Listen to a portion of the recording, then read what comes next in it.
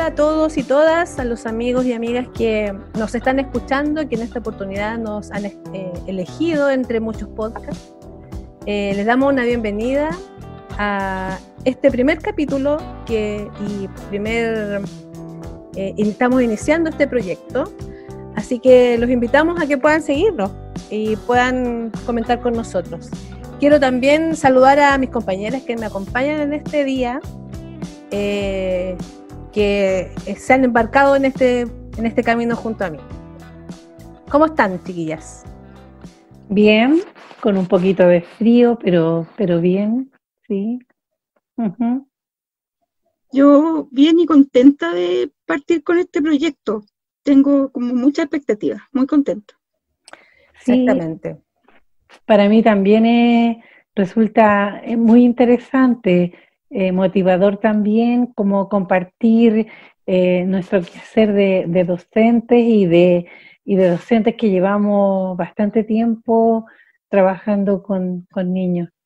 Sí. Exactamente, es interesante poder tener un espacio donde conversar acerca de eso y de esto, y un tema que nos convoca a nosotras tres, y además que podamos compartir temas que a lo mejor no se conversan de manera tal vez relajada, o lo que uno hace habitualmente con las colegas en los desayunos, en los almuerzos, ¿cierto? Conversar de temas que nos convocan, que nos interesan. Bueno, les cuento que nos llamamos, yo soy Caroline. Mi nombre es Patricia. Y yo soy Constanza. Y nosotras tres vamos a estar aquí conversando de educación y cómo esto funciona en este país. Tal vez también vamos a tener comentarios de otros lados también, podemos comparar. Y hoy día tenemos un tema interesante con el que vamos a comenzar este podcast, ¿cierto? Que creo que es el inicio o por donde nosotros podríamos partir, ¿o no, chiquillas? ¿Por qué comenzamos a ser profesoras? ¿Por qué decidimos este camino? ¿Por qué optamos por esto? Tal vez no optamos por esto y en el camino nos cambiamos, ¿cierto? Sí. ¿De dónde? ¿Cómo partimos? A ver, chiquillas, ¿cómo nació todo esto? A ver, yo puedo contar que yo la verdad es que quise ser profesora desde muy chica, siempre. Pero como se estilaba antes, uno estudiaba de acuerdo a lo que la familia un poco decidía. Y en mi familia no se miraba muy bien el tema de ser profesora, fundamentalmente por un tema económico, diría yo. Yo creo que era eso, de no tener mis padres la certeza de que siendo profesora yo iba a poder ser independiente, todas las expectativas que ellos tenían. Y yo partí estudiando por dar el gusto de alguna manera. Empecé estudiando agronomía. Era lo más cercano en las ciencias que me atraía. Y bueno, a poco andar, la verdad es que yo me independicé, hice familia muy lueguito, y ahí tomé yo la decisión de lo que yo quería hacer. Y entré a estudiar pedagogía. Y creo que fue la mejor decisión de todas las que hice. No dejé muy contenta a la familia, eso es cierto. Al comienzo, pero después la verdad es que fue una muy buena decisión y obviamente fue apoyada también. Pero así llegué. Imagínate estudiar agronomía y cambiarte a educación. Sí. Tremendo cambio. Sí, fue importante. Sí. Pero para nada arrepentida. Qué bueno. Lo mío yo creo que fue casualidad, pero yo creo que de alguna manera mi familia lo lleva como en sus genes. Mis tías abuelas son profesoras, eran 3 mujeres y mis 3 tías eran profes. Y en nosotras, yo soy una familia que somos 5 hermanos y de esos 3 mujeres y las 3 somos profes también. Y sí que yo en realidad, la verdad que partí como muy joven estudiando en la universidad y bueno, quedé ahí, quedé en una universidad que la verdad es que no fue fácil para mí porque la Universidad Católica no era como el lugar a lo mejor más adecuado por mi condición, digamos, social, Pero bueno, llegué a estudiar ahí, con el tiempo me fui como encantando y la verdad es que los tiempos se me han pasado rápido. Yo no puedo creer que yo partí a los 21 años haciendo clase y que llevo 40 años. Te van a sacar la cuenta, tía Pati, de la edad. Sí.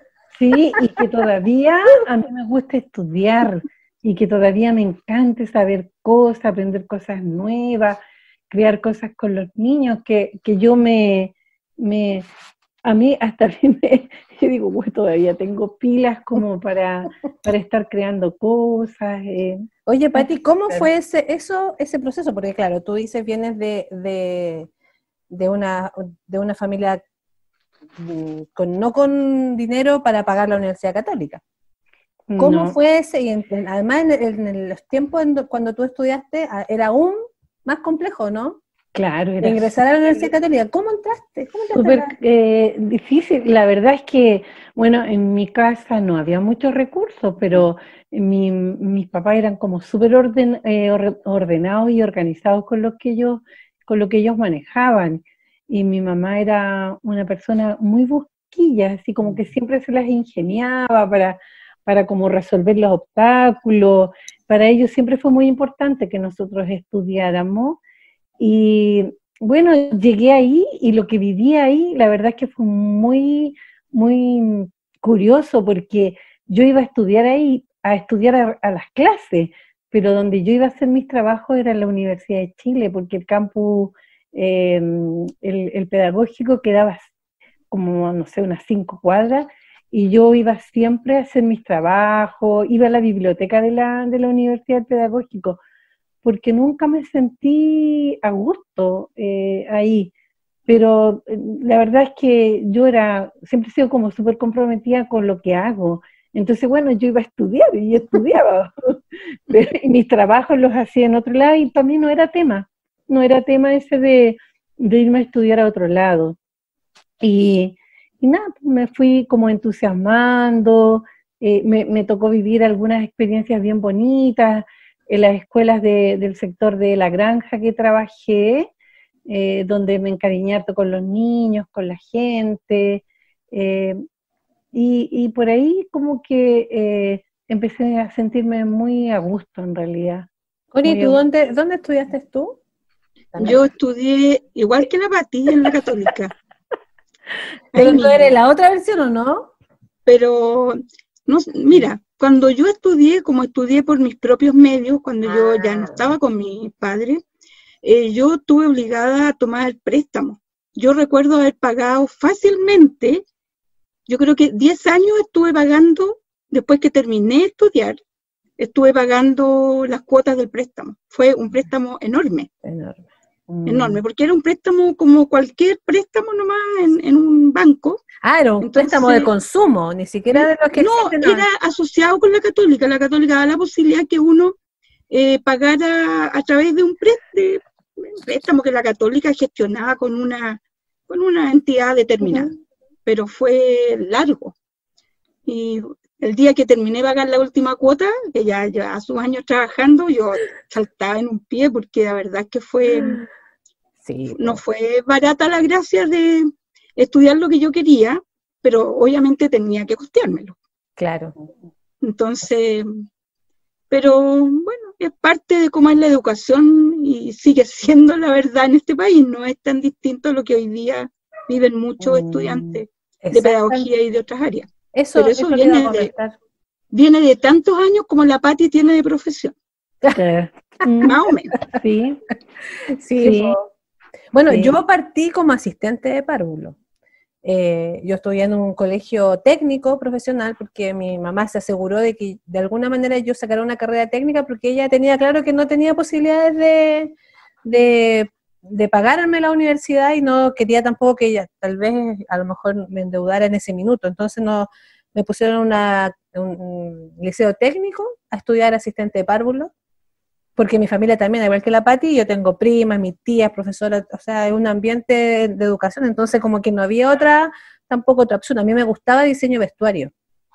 Yo le contaba el otro día a mi hija que yo tenía dibujos de bosquejos de vestidos que yo diseñaba, jugando cuando era más chica.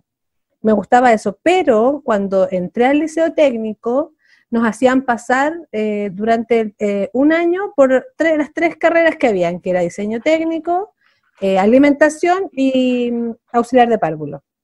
Bueno, finalmente a mí me gustó auxiliar de párvulo porque además sabíamos que nosotras estudiando diseño íbamos a terminar en una fábrica de ropa, no íbamos a terminar diseñando por ningún motivo, íbamos a terminar en patronato trabajando lo más probable, en un taller, ¿cierto?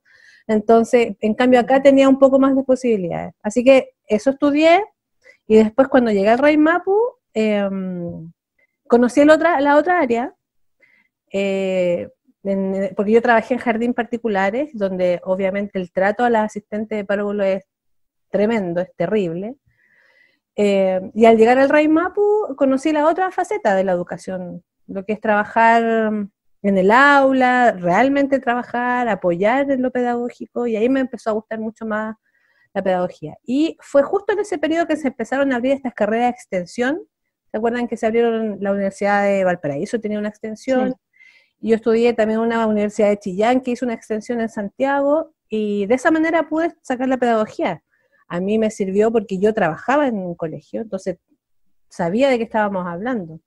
Y de esa manera pude estudiar, ya después casada además, pues también con el apoyo de Pato, mi esposo en ese minuto, o sea, no, en ese minuto y ahora también. Sonó muy raro. No es no mi marido de ese minuto, sino que el de ese minuto y el de ahora es el mismo, aclaremos. Bueno, con el apoyo de él, pagando la carrera también, pues. Pero ahí empecé mi camino como profe hace 12 años casi, ¿sí? 14 voy a cumplir. Y ha sido un camino bacán, porque además en el Rey Mapu yo aprendo mucho ahí en ese colegio, con las colegas, con ustedes, con la experiencia. Creo que eso hace que uno se enamore. Bueno, ahí vamos a ir hablando más adelante qué es lo que significa todo esto, ¿cierto? Correcto. Sí, ¿Sí o no? Sí. Ya, pero a pesar de eso, de este camino que nosotros hemos tomado... ya, pero ¿y por qué escogieron básica y no media, por ejemplo? ¿O una asignatura en particular? Yo, la verdad, es que a mí me habría encantado ser profe de historia. Tenés toda la pinta también. A mí siempre me gustó la historia. En el colegio donde yo estudiaba, se usaba en esa época que el estudiante que contestaba más completa una pregunta era el máximo puntaje. Así funcionaba en mi colegio, donde yo estudié. Entonces, como a mí me encantaba, yo recuerdo haber estudiado, pero lo que me daban y lo que no tan bien. Por lo tanto, mis pruebas siempre eran mucho más de lo que la profe decía, y por supuesto que muchos no estaban muy contentos con eso porque me ponían el máximo puntaje y de ahí bajaban. Pero siempre me ha gustado. Hasta el día de hoy, la verdad es que la historia me gusta mucho. Pero el hecho de tener que trabajar con adolescentes no era el área que más me gustaba, por eso no lo elegí. Porque no había especialidad para enseñanza básica, ¿ya? Y opté por elegir enseñanza básica porque me encanta trabajar con los pequeños. O sea, si hubiera especialidad de profe historia en básica, claro que lo habría hecho. Pero claro, como es educación general, no, lejos. Y cuando hago historia, me encanta. Le pongo mucho color. Pero por eso. Sí, la verdad es que yo nunca me imaginé trabajando con niños más grandes. Siempre me gustaron los más pequeños. Incluso todo el área de párvulo igual me gusta mucho, me atrae mucho esta cosa creativa de los niños, de, no sé, pues yo con primero, con segundo he hecho libritos de metáforas y creo que no es difícil hacerlo, que es fácil porque está muy limpia la parte creativa, que es lo que a mí me gusta mucho. Entonces, me gusta, me gusta, yo diría que hasta cuarto. Para arriba no es no me resulta como muy atractivo. Me gusta más chico. Me siento más cómoda, siento que es más fácil engancharlo con los cuentos, con inventar cosas, con hacer juegos, hasta con un aplauso. Los niños se encantan. Entonces, sí, pero tuviste tuvieron una experiencia de hacer clase de quinto para arriba? Sí, yo sí. Sí, o sea, lo hacía, pero yo me siento más cómoda hacia abajo. Sí, tiene que ver con eso. Sí, a mí también me gustan los más chiquititos porque siento que se encantan con cualquier cosa que uno les proponga. Tú, no sé, llegáis hasta con ropa distinta y ya puede atraer su atención desde lo positivo. Claro. Que eso es como rico de ellos, que como decías tú, que está limpia su creatividad, la imaginación, está ahí. Precioso. Sí. Entonces creo que esa área sí a mí también me gusta mucho más, porque a nosotros nos preparan hasta octavo. Los chiquillos, en teoría, sí. los profes, claro, pues los profes de básica salen preparados hasta para hacer clases supuestamente hasta octavo básico. Ahora yo no sé qué tan factible puede hacer eso. Yo no sé si podría estar haciendo, por ejemplo, a mi hija hacerle física en este minuto, que en los colegios que tienen de séptimo para arriba hacen física, química y biología. Sí. Pero yo tengo entendido que ahora hay que sacar una especialidad en las áreas del segundo ciclo. No basta con el título de educación general básica. O sea, yo creo que igual está bien eso. Está bien, ¿no? Sí, está bien. Yo tampoco podría hacer esas especialidades por más que el título diga que puedes. Claro. Yo creo que los tiempos han cambiado y hay que especializarse en ciertas áreas, obviamente. Sí. Pero ustedes se especializaron en algunas áreas. O sea, nosotros no, claro, la especialidad de nosotros tiene que ver más bien con el área de los trastornos de aprendizaje que hicimos el postítulo nosotros, la Católica, en educación diferencial, pero con niños sin dificultades a nivel como cognitivo o sensorial. O sea, son niños digamos, con una inteligencia normal, sin dificultades a nivel ni cognitivo ni sensorial. No es nuestra expertise, digamos, por decirlo de alguna manera, ¿no? Claro. Pero ahí ustedes se encontraron, se conocieron en la universidad, ustedes, porque no estudiaron juntas la carrera de pedagogía básica. Sí. ¿Cierto? Ustedes tienen historias juntas. Muchas. Cuéntanos ese inicio, ¿dónde se encontraron? Cuenta tú. Yo cuento. Bueno, la verdad que sí, estudiamos en la misma época en la universidad, pero por lo mismo que la Pati decía que ella se iba a estudiar a otro espacio y que me parece válido. Claro, yo tomé el camino de seguir, de hacer todo ahí en la biblioteca, y entonces había momentos en que no nos encontrábamos en lo cotidiano, pero sabíamos que éramos de ahí mismo. Y por esas cosas de la vida, estando ya yo en el colegio trabajando, se necesitaba una profesora básica, por otra colega que no estaba, y quien entró a la oficina fue la Pati. Pero así sin que tú lo hubieses llamado de la No, pues si yo no mantuve mayor contacto después de eso, y fue unos años después. Sí. Y llegó ella al colegio y claro, cuando nos vimos ahí en la entrevista, yo estaba en el equipo de entrevista de los profes que llegaban, ahí nos acordamos, pues claro, pues si nos conocemos. Hicimos ese recorrido juntas y hemos hecho otros recorridos juntas. Sí. O sea, yo creo que uno de los importantes fue haber estudiado psicopedagogía en la Católica, o sea, reincidimos en la Católica, porque creo que tiene buenos profesionales en educación. Y una de las razones importantes, la Pati se debe acordar, fue cómo nosotros abordamos el proceso lectoescritor, que yo me ponía en el lugar de los niños y decía, debe ser tan aburrido como lo estamos enseñando, que esto tiene que tener otras vueltas, se puede enseñar de otra manera. Y por ahí hicimos varios acercamientos a otras estrategias de enseñanza del aprendizaje de la lectoescritura, y creo que el haber hecho ese postítulo fue fantástico, nos permitió abordarlo de una manera absolutamente distinta, lúdica, donde los niños participaban, uno dejaba de ser la expositora, y se podía. Y eso lo hemos hecho en un equipo, digamos, entre todos. Estamos hablando ¿en qué tiempo? ¿En qué años? 96 de haber sido. Cuando hicimos eso fue como el 90 partimos como el 94. Estudiando y el 94. Y ahí después de eso lo implementaron en el colegio. Sobre la marcha, el año siguiente, al tiro. Al tiro en la práctica. Sí, al tiro.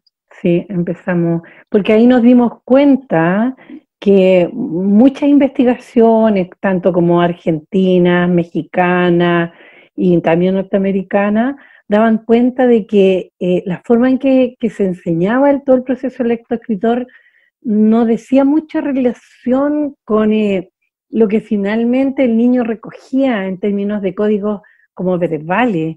Entonces que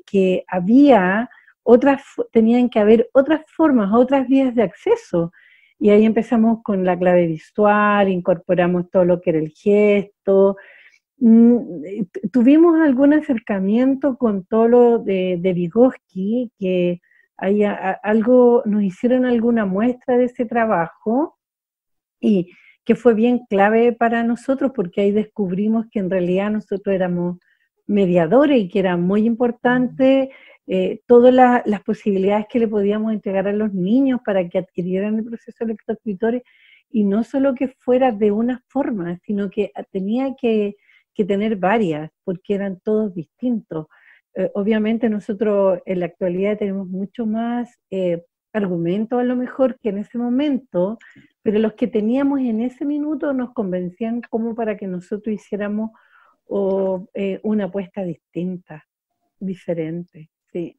Yo me acuerdo de un evento que yo creo que fue marcador también para nosotros. Nos invitaron a un pequeño seminario, se puede decir, con una educadora francesa, la Josette de Oliver, que ella aterrizaba todas estas ideas que nosotros teníamos. El cómo hacerlo. Cuando tú hablas de nosotras, ¿a qué te refieres? ¿A quién? Bueno, nosotras fuimos. Sí, no me acuerdo si alguien más fue, pero nosotras que estábamos ya con ese bichito de modificar todo esto, fuimos a ese encuentro. Fueron un par de encuentros. Ella tiene varios libros que obviamente los compramos sobre la marcha y todavía sirven, y mucho, son muy buenos. Ella estuvo aquí en Chile, nos invitaron, y ella de alguna manera aterrizó esto que nosotros intuíamos y que era posible. Claro. Yo siento que fue a mí por lo menos me marcó el haberla conocido, haber leído sus textos y que coincidían con lo que nosotros queríamos. Yo creo que a la Pati le pasó también algo parecido. Sí, pero además en el colegio las chiquillas engancharon con esto, o sea, creyeron que podíamos hacer un recorrido juntas que fuera distinto a lo que nosotros veníamos implementando. Y eso fue bien importante también porque no solo nosotros que habíamos como visto estas luces distintas, sino que las chiquillas creyeran que se podía hacer diferente. Y eso fue súper importante. Qué interesante, porque eso es uno de los motivos porque yo creo uno como profesional de la educación te permite o quieres seguir en esto, porque como un poco respondiendo a lo que nosotros, el tema de hoy, es ¿por qué seguimos en esto finalmente? Si tal vez si uno se pusiera a evaluar o te pusieras en una balanza todo lo que pasa hoy en día, lo que estamos enfrentados como profe, un poco dejando un poco de lado lo que estamos viviendo hoy día, este día miércoles 20 de mayo, con todo lo que estamos viviendo acá en Chile, pero un poco con la historia que tienen los profes, que este camino difícil que hemos tenido, ¿cómo seguimos en este proceso? ¿Cómo seguimos metidos aquí, en este barco, que de repente uno siente que tal vez no va para ningún lado, tal vez sí? Yo creo que es súper importante los equipos que uno va formando. Yo creo que ese tema podríamos abrirlo, porque el tema de la lectoescritura, que es tremendamente interesante, a nosotras nos apasiona sobre todo, con los equipos que trabajamos, lo vamos a dejar. Le avisamos a nuestros auditores que vamos a conversarlo en un episodio más adelante. Vamos a dedicar a conversar eso, cómo hemos ido descubriendo de a poco distintos elementos, cómo lo hemos ido incorporando en nuestra forma de enseñar la lectoescritura en nuestro trabajo. Pero hoy en día queremos abrir el tema de por qué seguimos siendo y trabajando en educación un poco para que la gente que nos escucha también pueda hacerse esta pregunta. ¿Qué cosas hacen que uno siga y no deje votado? O también puede ser qué elementos hacen que los colegas o las colegas digan, no, ¿sabes qué? Hasta aquí llego. Yo no puedo seguir más. ¿Qué creen ustedes que pasa ahí? Porque es una mochila pesada. Hay días, y yo creo que uno llega a la casa y dice, no sigo. Suficiente. Además que hay gente que, a pesar que ya debería estar en su casa, sigue en esto, pues. ¿Ah? Claro. Entonces, eso como que uno no lo entiende de repente. ¿Qué creen ustedes que ayuda a que nosotras sigamos metidas en esto, pues? Yo creo que, mira, bueno, la vocación es re importante, ¿eh? O sea, si uno partió en esto con una vocación profunda, siempre va a tratar de buscarle el lado para seguir haciendo lo que uno hace. Yo creo que eso es un tema inicial. Pero por lo menos yo opino que es fundamental el espacio donde tú te desarrollas. O sea, un espacio que te deja crear, que te permite, como se dijo antes, hacer equipo, que te permite establecer o generar vínculos entre las personas que ahí trabajamos juntas. Yo creo que eso es básico. En un espacio donde tú solo vas a competir con el otro, yo creo que se hace mucho más difícil. Entonces, eso yo lo rescato como algo súper importante. Y obviamente que en el caso mío, yo me entretengo haciendo clases. O sea, yo digo que yo lo paso bien haciendo clases. Y yo creo que mientras uno lo pase bien en lo que hace, no quiere decir que no haya dificultades, que las hay, pero si yo hago un resumen de mi día a día, ¿cierto? Unos más, otros menos, pero en general yo termino el día y digo, pucha, fue entretenido, es verdad que hubo este problema, me enojé un rato, pero yo creo que los niños a uno de vuelta con su forma de ser también la contienen. Yo creo que uno hace una labor de contención emocional, afectiva, que a mi gusto es de lo más importante, sobre todo en esta etapa, pero ellos de vuelta con su actitud hacen eso para uno también. Y yo creo que eso a uno, o por lo menos a mí, me equilibra, me hace sentir bien, súper cansada, reconozco muchas veces muy cansada, y porque uno tiende a ser perfeccionista también, quiere que todo quede perfecto y no siempre puede ser así. Un poquito nomás. Sí, un poquito a veces. Pero yo creo que todo eso, si uno hace un resumen, resulta grato. Yo me entretengo mucho, yo no me imagino sentada viendo televisión todas las tardes, o sea, no puedo, o sea, a mí me satisface mucho. Cuando tú estás lavando la loza, después de haber estado todo el día, a las 6 de la tarde, llegaste a tu casa, uno lava la loza y piensa en la clase del otro día, ¿ah? Sí. A ver qué mañana voy a hacer, tengo que revisar esto, a pesar de eso, o sea, porque igual eso es lo que nos pasa. Yo creo que los profes que nos están escuchando se imaginan así, pues claro, a pesar de que uno llega así y tú decís, no, yo no me imagino sentada frente a un computador todo el día sacando cuentas, así. Sí, no, sí. Yo diría que lo que estaba pensando es como, ¿qué es lo que me mantiene todavía y por qué me ha costado como irme? Yo creo que tiene que ver harto con esto. Ya te sacaron la cuenta para ti, así que esta posibilidad que ningún día es igual a otro, de que siempre me estoy moviendo. O sea, a mí me cuesta mucho estar sentada y yo creo que este tiempo a mí me ha costado y me agota, porque esto de estar horas y horas frente al computador termino cansada. O sea, fíjate que me río porque me vi la carta astral y las cosas que me dice la niña, te cuesta estar sentada. Yo dije, mucho, me dijo, tienes que hacer ejercicio durante este tiempo, inventar algo. Yo le dije, sí, me cuesta estar como siempre rígido. Yo le decía, y yo creo que eso se muestra también en esta posibilidad de que ningún día es igual a otro. También termino cansada, y día que digo, ay, aquí estoy, y no quería más guerra. Pero siempre me ha gustado mucho la línea investigativa de educación, y siento que siempre hay cosas nuevas que uno puede conocer. Por ejemplo, todo lo que hay sobre el estudio del cerebro lo encuentro fascinante, o sea... ¿Qué dice la neurociencia? La neurociencia, lo Mm. encuentro muy, muy entretenido. Y todo lo que tiene que ver con el mundo de las emociones, de los niños, también me gusta mucho. Eh, este año estuve en el verano, estuvimos con la Connie fuimos a un congreso de educación en Cuba, y una de las cosas que Digámoslo, mediodía de congreso, digámoslo Sí, claro para sí, que los que nos escuchan. sí, el otro día era paseo, pero Pero era y intenso. una de las cosas que me llamó mucho la atención, que ellos ponen al centro todo el mundo emocional, y desde ahí van el desarrollo cognitivo, el desarrollo motor, el desarrollo del lenguaje, como la relevancia que le dan ellos a lo emocional. Y de hecho los cursos con los que ellos trabajan son pequeños, no son grandes. Yo no me metí a fondo a investigar por qué, pero me imagino que alguna relación tiene con eso, con la posibilidad de tener un vínculo más cercano, creo yo. Sí, Es que sí. además con lo que nosotras, con el grupo de niños que trabajamos, entre las edades que nosotras trabajamos, contémosle a los que nos están escuchando, porque lo más probable es que haya gente que nos conoce, nos va a escuchar, pero hay gente que no.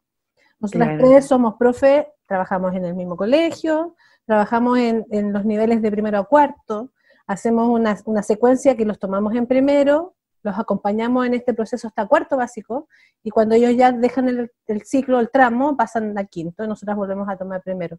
Entonces estamos con niños pequeños donde, además tú ves un proceso importante, tú los recibes pequeñitos llegando de kinder, chiquititos, y los dejas en cuarto con todo lo que significa tener 10 años, o sea, los tomas de los 6, los dejamos a los 10, entonces igual ese proceso siento que también hace que uno se vaya reencantando. O sea, no sé, desde que cuando son pequeñitos, en primero, te meten la mano todavía por entre medio del escote para tratar de buscar ahí entre medio, calentito, O sí. te hacen así. Te aprietan la pechuga así, Sí, porque sí. son poquititos, ¿sí o no? Claro. Entonces, eso es especial. Yo creo que la gente que trabaja Sí. en este medio entiende lo que significa eso.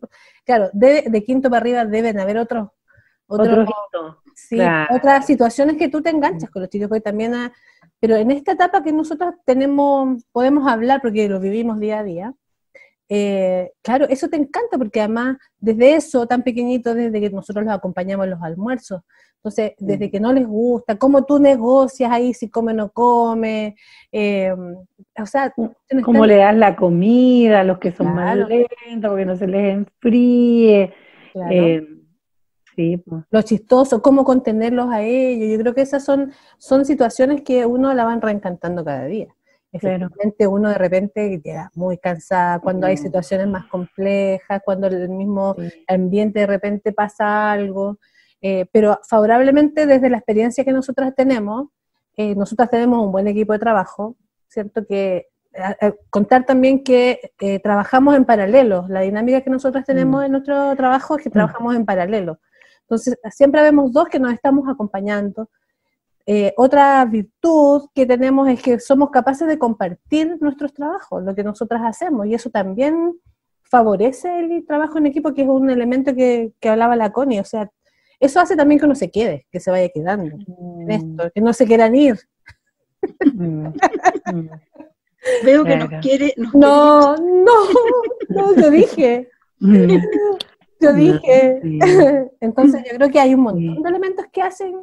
Sí, podemos hablar, yo creo que también de lo que de repente nos dice, no, hasta aquí llego, porque también es importante decir que las generaciones han cambiado.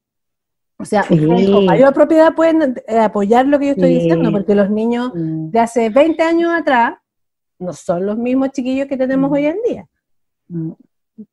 Diciéndolo, o sea, en toda la amplitud, porque son niños que manejan mucha más información, son mucho más tecnológicos, su personalidad es distinta. O sea, hoy en día, ¿sí o no? Ahí ustedes también me pueden ayudar a como mucho más empoderados también, sí, mucho con más facilidad para decirte lo que les molesta, y que no los pasen a llevar. Sí, claro, eso ha ido cambiando, Sí, eso El es rol de los padres también ha ido cambiando. también. Desde un comienzo, desde hace 20 años atrás a hoy, tal vez, también yo creo que la dinámica país también nos hacía funcionar de otra manera, ¿no? ¿Qué Sí, opinan ustedes? claro, por supuesto. Por ejemplo, los niños ahora pasan, yo no digo que en todos, pero la impresión que tengo es que eh, como trabajan ambos en muchas casas, el padre y la madre, pasan los niños a cargo de otra persona, que muchas veces está para realizar tareas domésticas y no para poner como reglas, como rutinas que se cumplan. Entonces, claro, eso va como de alguna manera también generando algún peso en la escuela, porque como que se traspasa eso a la escuela. Yo digo que son niños más despiertos, que te demandan más, que te ponen también más a prueba con los conocimientos, y la verdad es que uno tiene que ser súper humilde para decir, sabes que no sé, pero me ofrezco a averiguarlo y qué te parece que lo compartamos, o si tú lo sabes, puedes traer un libro de donde lo leíste, porque la verdad es que no, o sea, los niños, ellos ven mucho documental, tienen más acceso, sobre todo en el medio que nosotros trabajamos, a tener libros preciosos de conocimiento. Entonces, muchas veces ellos te ponen a prueba también. Sí. Y eso es así, o sea, ¿Cuánto mide? La otra vez me decía un chiquito, tía, ¿sabe usted cuánto mide? ¿O es más grande la ballena que hoy me olvidé el nombre del este mamífero, dinosaurio, no, pero es marino, cachalote, no, pues tiburón, prehistórico, ya, cuando me acuerdo lo voy a decir, pero narval. me decía, ¿cuál era más grande? Y yo, según dije una información, y él me dijo, no es eso, tía, yo no creo que sea eso, y al otro día llegó con la respuesta. Y era Claro. lo contrario a lo que había dicho yo, pero claro, uno ha tenido que aprender a decir, tienes razón. Y ellos también han logrado entender que un adulto puede reconocer que se equivoca. Claro. ¿Cachai? Entonces, claro, pues esto de que ellos manejen esta información, nosotros como adultos hemos tenido que ir también acostumbrándonos a eso. Ahora, nosotras, yo creo que tal vez tenemos esa experiencia, pero de lo que nosotros conocemos otros profes que han dejado de ser profe, que bueno, a lo mejor no han dejado de ser profe, pero se han retirado de este rubro y se han cambiado de rubro. ¿Qué creen ustedes que los ha hecho tomar esa decisión? ¿Cuál creen ustedes que ha sido el factor que los hace decir, no, yo no puedo seguir aquí? Yo, por lo menos, mira, yo creo que me acuerdo por lo menos de una persona que se retiró, para mi gusto, siendo una buena profesional mucho antes de lo que debía, creo yo. Tuvo que ver con que su visión de lo que era educación no se daba en el lugar que trabajaba. Y yo siento que era una niña que estaba muy agobiada por exigencias que ella no le encontraba sentido. Cuando a mí me contaba, yo a mí creo que no tenía sentido, era mucho de administración, muy administrativo el trabajo, poco tiempo para dedicarse realmente a su labor de aula, digamos. Y finalmente terminó dejando su trabajo, gustándole mucho, pero yo creo que si no estás cómoda y hay alguna coincidencia, que por suerte nosotros hemos tenido esa suerte, digo yo, de estar en un espacio en que es posible disentir, innovar y con todo lo que eso conlleva, debe ser muy difícil. Y yo creo que eso influye y eso hace que la gente se canse.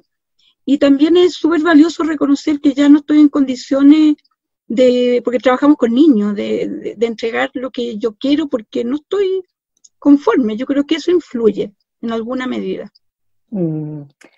Sí, yo tengo la impresión también que tiene que ver muchas veces con una sobreexigencia y, y con mira, yo estoy pensando en los profes que trabajan en los sectores más periféricos, más vulnerables, Y la verdad es que está muy instalado ahí la esperanza perdida. Y yo creo que cuando uno instala ese tema, es muy difícil, te empiezas a colocar como flor mustia, porque sientes que nada de lo que hagas rinde fruto, que no te indica un pie adelante. Y creo que todo lo que tiene que ver con creación se empieza a morir, se empieza a morir. Y yo creo que en educación, desde mi mirada, es muy importante todo el tema de la creación, porque finalmente eso permite que tú te conectes contigo, con lo que tú eres. Y yo creo que aquí también los directivos juegan un rol muy importante. O sea, los directivos tienen que tener la capacidad de empatizar y de conectar, o sea, de conectar con el otro, porque finalmente, mira, yo el magíster que hice lo hice en liderazgo en educación, y una de las cosas que colocaban los profes y como que relevaban tenía que ver con la cercanía con el directivo, también su perfeccionamiento, pero la empatía, el esto de sentirte comprendido, porque yo creo que uno como ser humano pasa por muchas etapas y de repente vive etapas que son más duras que otras, y, o por momentos. O sea, ¿quién nos dice que tú no vivas como un estado de depresión por distintas cosas de la vida, o porque a veces hasta lo desconoces? Y yo creo que es difícil como en sectores vulnerables, donde está todo en contra, donde tú ves la desesperanza instalada en la gente, el profe se va contagiando, no los cambian nunca, no los rotan. Entonces es difícil como no perder las ganas de seguir, de no agotarte, porque mira, cuando nosotros estudiamos, el Luis Bravo Valdivieso planteaba en el año 94, 95, que en los sectores vulnerables debían haber equipos multidisciplinarios, pero no más que 20 niños por curso, para poder, y a mí me impactó mucho eso, cuando él lo dijo, porque decía que era tan complejo lo que vivían esos niños, que se requerían de equipos multidisciplinarios que pudieran trabajar ahí en conjunto. Contenerlos, claro. Oye, pero además yo creo que ahí hay un factor importante que tiene que ver con lo expuesto que están los profes en estos sectores. Sí. Bueno, en realidad estamos expuestos en todo, en todos lados. En todos lados estamos expuestos, entonces eso también es un factor importante en el desánimo, porque obviamente cuando tú empiezas a ser tal vez cuestionado, empiezas a sentir una presión distinta, pero, sí. Pero los profes que trabajan en lugares vulnerables, como decías tú, Pati, ellos además están siendo expuestos, no hay una valoración de su trabajo, no hay un reconocimiento, nadie pide que todos los días te estén reconociendo, pero tampoco hay un reconocimiento, si no es monetario, porque tú lograste subir el puntaje, tal vez, que es lo que en muchos lugares se estila, ¿no? No hay un reconocimiento de que tú estás haciendo una buena labor, que tú, con pequeños pasitos que tú puedes ir logrando, no tienes por qué subir un puntaje de un año a otro, que es lo que a ellos los va evaluando. Pero y además, algo que a mí me llama la atención, que yo no sé si ocurre en todos lados, pero yo solo lo he visto en nuestro lugar de trabajo, en donde el directivo hace clases en el aula. De las personas que yo conozco que son profes, sus directivos no hacen clases, no van al aula a hacer clases. Yo creo que eso es como la gente que trabaja en educación, hace los libros, son abogados, ingenieros, no tienen ni idea. Como los que construyen los hospitales, no meten a un médico en la comisión para armar el hospital, sino que hay pura gente que no tiene nada que ver. Entonces yo creo que en esto también, o sea, si los directivos no hacen aula, se alejan de la realidad, ¿no? Sí, pero yo creo que igual, por ejemplo, nuestro sistema educativo está inmerso en un proyecto de país que no es donde está el centro del ser humano. está más bien puesto en lo económico, entonces nuestra educación también está cruzada por ese elemento, y ese elemento yo creo que es perverso porque te mete en un tema competitivo, por lo tanto todos los que son hábiles para aprender son los que van a tener éxito, los que son, tienen otras habilidades que no son las cognitivas, qué pena que se van quedando atrás. Y no, porque finalmente no puede ser ese el centro, porque el centro tiene que ser el desarrollo humano para todos, no solo para los que son hábiles, pero este sistema, si uno lo empieza a mirar como en más profundidad, es muy competitivo, o sea, es cómo funciona, la forma en que estimula, el que tú, digamos, hagas un buen trabajo, es competitivo. Entonces es muy tremendo porque los niños también están cruzados por eso. Entonces el trabajo que hace la escuela, la educación, si los profes no tenemos este estímulo de que reconozcan las cosas que tú haces bien, es complejo, es súper complejo. Sí, porque te empieza a achatar. ¿Y de qué manera, por ejemplo, porque no necesariamente tienen que estar poniéndote una alfombra roja o tirando flores, pero yo creo que un gesto de, por ejemplo, confianza, desde tu directivo, desde las personas que están arriba, porque dependiendo de la dinámica de cada colegio, pero desde la confianza que te dan para que tú puedas trabajar de manera libre en el aula, creo que ese es una valoración, es un espaldarazo, no sé. Porque es algo que nosotras vivimos, o sea, nosotras podemos proponer, como decía la Connie en algún minuto, tú propones, llevas una propuesta y si al equipo le gustó, vamos, hágalo, llévalo a cabo y después lo mejoramos y lo copiamos y lo compartimos con todo el tramo, no sé. Pero siento que eso también es un aspecto que hace que el profe sienta que lo que está haciendo vale. Pero cuando te están diciendo todos los días que no, que tu trabajo no, que tu curso no rinde, que te ponen a una persona al lado para estar fiscalizando, como dice un amigo por ahí, supervisando tu trabajo, no logras porque no te están entregando confianza. Y nosotros vemos los comentarios de los colegas que ¿para qué una evaluación docente cuando no tiene ni un fruto? ¿Qué sentido tiene? ¿Para qué el CIMSE? Que son temas que vamos a conversar más adelante para que nos sigan nuestros auditores. ¿Qué sentido tiene todo eso? ¿Cómo haces crecer al profe finalmente? O sea, creo que esos son aspectos que hacen que los profesores se quieran retirar, que se cambien de ser profesor a hacer curso de pintura de uñas y dedicarse a hacer uñas, por ejemplo, que no está mal. Y además, que si nosotros no somos contenido, porque uno tiene mucha vivencia en la sala, o sea, vivencia con los niños, con tus compañeros, con los papás de estos niños. Entonces, si el profe no es contenido, se empieza a agotar.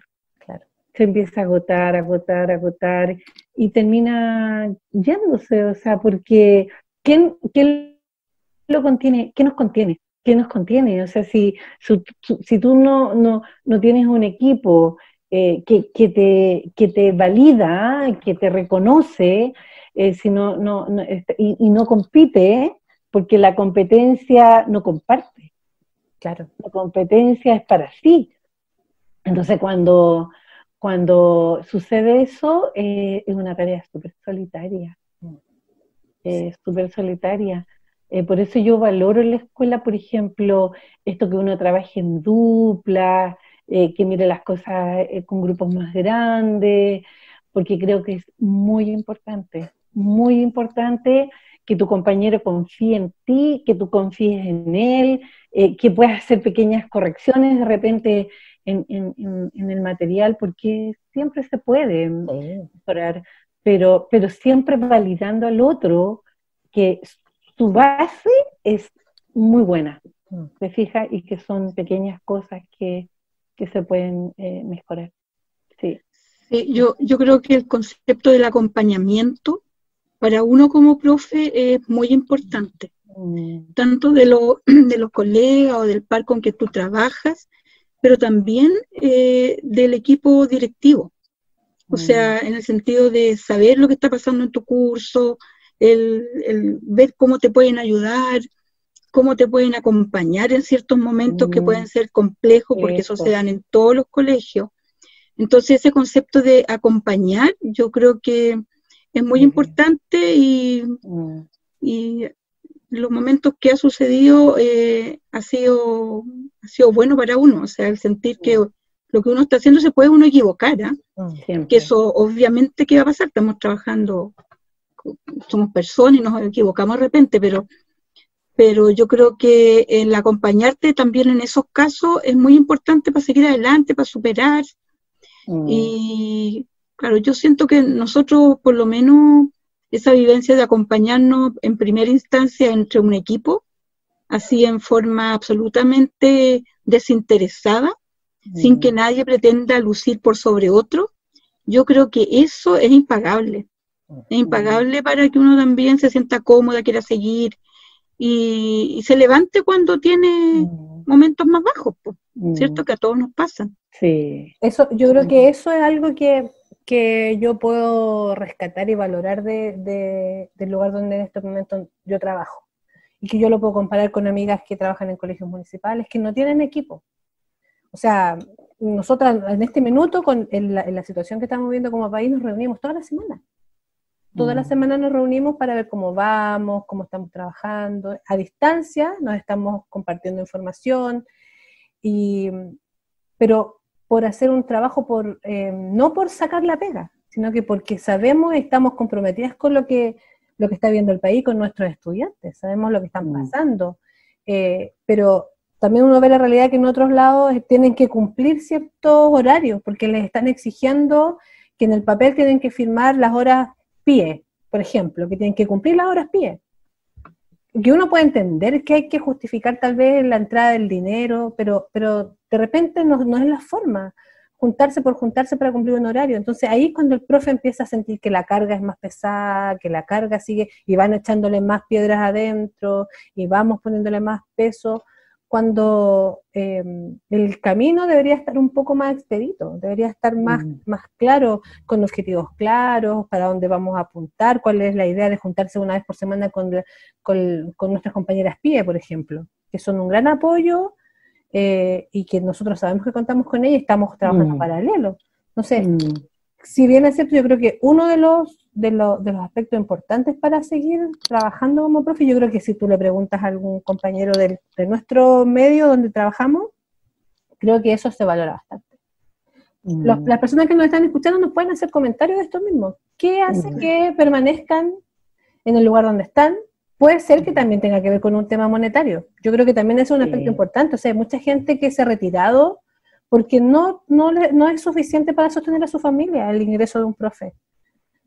Porque tiene que trabajar extensas horas en el lugar y después seguir trabajando en casa. Entonces, claro, comparan un trabajo administrativo en el banco, por ejemplo, donde va a ganar exactamente a lo mejor lo mismo, un poco más, pero él ya va a llegar a su casa y se cerró la puerta y no hay más tema.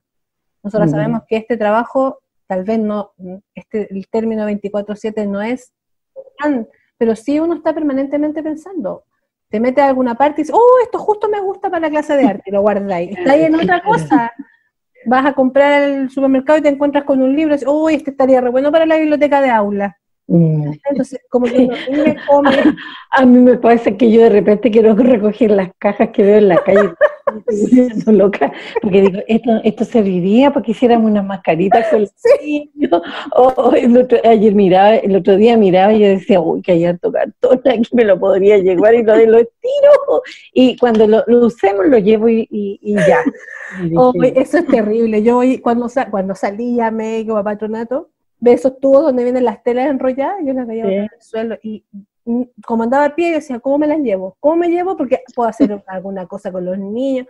Es terrible. Pero uno está pensando todo el tiempo. Lo otro es que uno se sienta a conversar en una comida cualquiera y ¿de qué terminan hablando ustedes? A ver, chiquilla.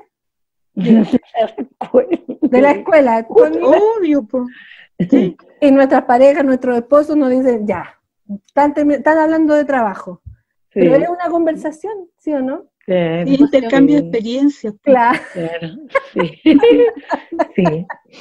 Sí. Entonces, yo creo que esos factores hacen que cuando tú creas ambiente, cuando creas buenos lazos también en el trabajo, hacen que tú te vayas quedando en ese lugar y que permanezcas como profe. Claro. Entonces, yo creo que hay muchos aspectos. Le vamos a pedir a nuestra audiencia, a nuestros compañeros, colegas que nos puedan estar escuchando, apoderados, estudiantes, quienes quieran, que nos puedan ir retroalimentando lo que nosotros hemos hablado ahora, que nos puedan contar su experiencia. Nosotros, el próximo episodio, vamos a leer sus comentarios, vamos a compartir alguna experiencia, tal vez que podamos hacerlo de manera audible. También si hay comentarios que nos quieran hacer en privado, los vamos a dejar en privado. Vamos a ir publicando nuestros podcasts en las redes sociales. Ustedes se van a ir enterando de a poco, porque estamos en esto, estamos aprendiendo las tres. Así que es un camino que estamos partiendo. Esta es nuestra primera experiencia. Vamos también a evaluar. Seguramente vamos a mejorar todo lo que hemos hecho ahora. Nos vamos a ir perfeccionando. Sepan también que como todos estamos cada una en su casa, estamos grabando cada una en su casa con un audífono de estos del celular, sin audífonos, que nadie en la casa se está moviendo, como vamos a contextualizarlo. Avisamos que no pueden abrir la puerta, cualquier cosa para que no interrumpan. Entonces, les vamos a pedir que nos comenten, que nos escriban, vamos a recibir todos sus comentarios, vamos a leerlos, responderles en la medida que podamos ir, y también les vamos a pedir que si tienen algún tema que les interesaría que nosotros abordáramos aquí, lo puedan hacer. Que nos escriban, nos digan, ¿sabes qué? Sería súper bueno que hablaran de, no sé, de la cantidad de estudiantes en el aula, por ejemplo. De los alumnos en práctica, por ejemplo, que es un tema heavy para muchos. Así que también. ¿Y qué más vamos a tener, chiquillas? ¿Qué otra cosa vamos a tener en nuestros podcasts más adelante? Vamos a hablar, por ejemplo, el cambio que delante la Caroline lo nombraba en la enseñanza de la lectoescritura. Vamos a hablar, del CIMSE y su relevancia. Sí. Tenemos muchos temas para conversar, pero también nos interesa saber qué les gustaría escuchar a ustedes. Sí, ¿Qué más? Tenemos sorpresas también para algunos episodios, ¿no? Sí, tenemos sorpresas. Hemos pensado en algunos invitados que nos va a gustar mucho compartir con ellos, que esperamos que acepten nuestra petición, nuestra invitación de que nos acompañen en estos conversatorios. Exactamente. Así que nada, pues les agradecemos un montón. Y los dejamos invitados. Connie, ¿cuál va a ser el próximo tema? Nuestro próximo tema, vamos a hablar del CIMSE. Además, es un tema que está muy presente, pero es un tema que tiene historia y sobre lo cual nosotros tenemos nuestras opiniones y hay muchísimo que hablar. Ese es nuestro próximo episodio. Así que si ustedes gustan, también nos pueden escribir acerca de eso para que nosotros podamos ir metiendo sus comentarios en la conversación. Así que nada, les agradecemos a los que nos escucharon. Pueden compartir este podcast, van a estar en las redes, distintas plataformas para que lo puedan escuchar cuando quieran, en el auto, cuando se estén duchando, mientras están haciendo aseo en este periodo, mientras están trabajando, mucho rato sentados. Vamos a publicar una vez por semana. Vamos a hacer todo lo posible porque sea así, estamos trabajando para eso, así que nada, los invitamos a que nos apoyen para que este podcast pueda crecer y pueda llegar a todos los profes y distintas personas que nos quieran escuchar. Así que que vayamos abriendo un espacio para que podamos hablar de educación. Así que muchas gracias por escucharnos, Patita, Connie, muchas gracias. Así que nos vemos en el próximo podcast. Chao, chao. Adiós, bye bye, chao.